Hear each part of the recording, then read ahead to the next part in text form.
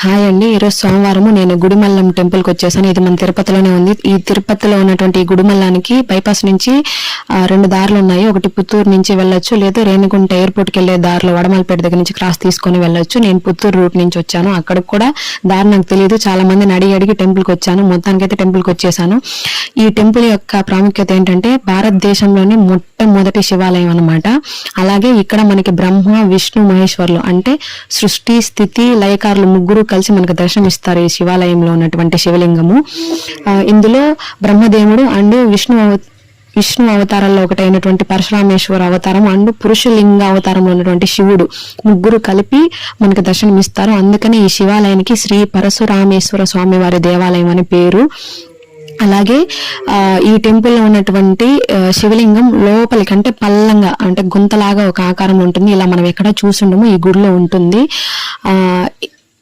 అందుకనే ఈ ఊరికి గుడి పల్లం అని పేరు ఉండేదంట. అది కాలక్రమేణా గుడి మల్లంగా పేరు మార్చబడిందంట. అలాగే మనకు ఆ గర్భగుడి అండ్ బయట గోపురం చూసినట్లయితే ఏనుగు కూర్చున్నప్పుడు వెనక భాగం ఉంటుంది కదా, అలా మనకు దర్శనం ఇస్తుందంట. నేను బయట నుంచి చూసాను, అదే ఆకారంలో ఉన్నింది. అండ్ ఈ ఇన్ఫర్మేషన్ అంతా నాకెలా తెలుసు అనుకుంటున్నారా? ఏం లేదు, అక్కడ పూజారి గారు చెప్తుంటే నేను సీక్రెట్ గా విని రికార్డ్ చేశాను.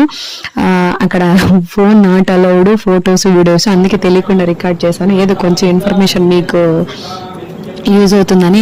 ఒకవేళ వీలైతే ఎప్పుడైనా పూర్తి డీటెయిల్స్ ఎప్పుడైనా తీసి నేను ఛానల్లో అప్లోడ్ చేస్తాను. అండ్ ఈరోజు సోమవారం కదా, నేను పొద్దున్నుంచి ఈవినింగ్ 6 వరకు ఏం భోజనం చేయనండి. ఫాస్టింగ్ 6 పైన దీపం పెట్టేసి నేను భోజనం చేస్తాను. నా శివ ఈరోజు ఏం చేశాడంటే, అక్కడ అన్నదానం ఎవరిదైనా పెట్టించి దానికి ఒక టోకెన్ కూడా ఇచ్చారు. టోకెన్కి అమౌంట్ ఏం తీసుకోలేదు. నేను వెళ్ళాను, కడుపు నిండా భోజనం చేశాను. పప్పు, సాంబారు, రసము, పెరుగు, తాలింపు అన్ని పెట్టారు. హ్యాపీగా భోజనం చేశాను. చాలా హ్యాపీగా ఉంది. అండ్ మనకి ఇక్కడ దక్షిణ కైలాసం అనే పిల్లలు శ్రీకాళహస్తిలో స్వర్ణముఖి నది పారుతుంది కదా, వర్షం ఎక్కువ వచ్చినప్పుడు. ఆ నదిలో ఉన్నటువంటి వాటర్ భూగర్భ ద్వారం నుంచి ఆ భూగర్భ జలం ఏదైతే ఉందో అది ఈ శివాలయంలో ఉన్నటువంటి శివలింగానికి అభిషేకం చేయడం చాలా ప్రత్యేకం అంట. 2006లో ఇలా ఒకసారి జరిగింది. మళ్ళీ ఎప్పుడు జరుగుతుందో నాకు ఐడియా లేదు, నాకు గుర్తు కూడా లేదు. సో ఇప్పటిదాకా ఎవరైనా గుడిమల్లం విజిట్ చేయకపోతే ఒకసారి వెళ్ళి విజిట్ చేయండి. లోకల్ వాళ్ళు ఎవరైనా ఉంటే, బయట వాళ్ళకి ఎవరికైనా ఇది తెలిసేలాగా షేర్ చేయండి, కామెంట్ చేయండి, నచ్చితే లైక్ చేయండి. ఇలాంటివి ఇంకా ఎన్నో వీడియోస్ చేయాలని నేను అనుకుంటున్నాను. Thank you. ఓం నమ శివాయ. అండ్ దీని తర్వాత నేను ఒక ఇంట్రెస్టింగ్ వీడియో ఇంకోటి తీసాను. వీలైతే అది కూడా త్వరలోనే అప్లోడ్ చేస్తాను. అది కూడా మీకు అందరికీ హెల్ప్ఫుల్ అవుతుంది. చాలా ఇంట్రెస్టింగ్ వీడియో అండి.